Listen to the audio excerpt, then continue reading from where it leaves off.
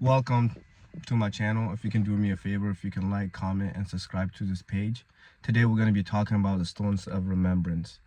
In Joshua chapter 4, after the Israelites had crossed the Jordan River, God commanded Joshua to pick 12 men and to pick up 12 stones and to build an altar of remembrance.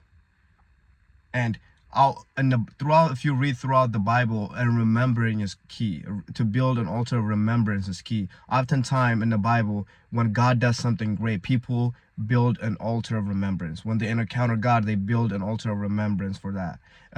If you remember Jacob, when Jacob saw when the heaven opened up and he saw the angels coming down the ladders, he built an altar of remembrance.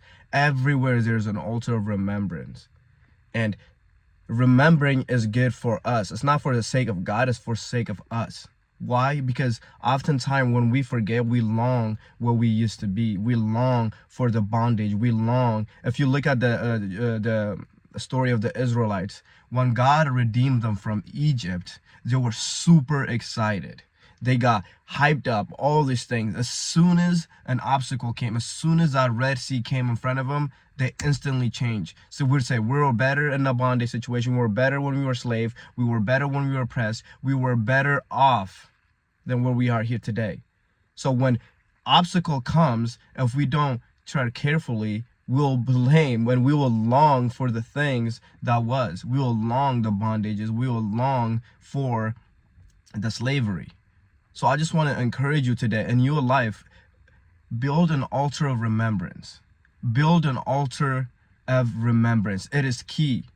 Or else we will forget and we will look back and think that what we had was better.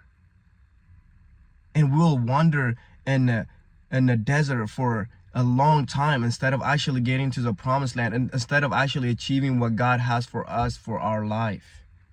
It will hold us back and will make us live in bondage. And in the same way, when God was providing for them, God was giving you manna, God was parting seas, God was providing water in the desert. They forget as soon as difficulty, as soon as something come in their life, they forget and they abandon things and say, nope, we were better off in Egypt. We were eating like king in Egypt. We were doing this in Egypt. We were doing that in Egypt. No, you weren't. You were in bondage in Egypt. See, what the enemy does is during those time of forgetting, the enemy will come and speak lie to you. That is why David in Psalms 103 command his soul to remember. He said, bless the Lord, O my soul, forget not all his benefits, who forgive all your iniquity, who heal all your diseases, who redeem your life from the pit. And he goes on and on. He commanded his soul to remember. Why? Because once we forget, we will abandon everything we believe for, and we give an access to the enemy to come and test our faith, to come and distract us from what God has for us. And we'll wander in the wilderness. We'll go in the circle of that same mountain over and over because we forgot what God is capable of doing.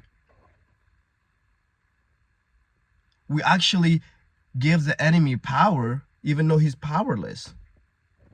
So I just want to encourage you today, build an altar of remembrance. Write it down in your journal. Write it down in your notes on your phone. Let it be it's a type of worship in your life. He is the one who redeemed your life from the pit. He is the one who forgive your sins. He is the one who heal your diseases. So I encourage you today, build the stones of remembrance.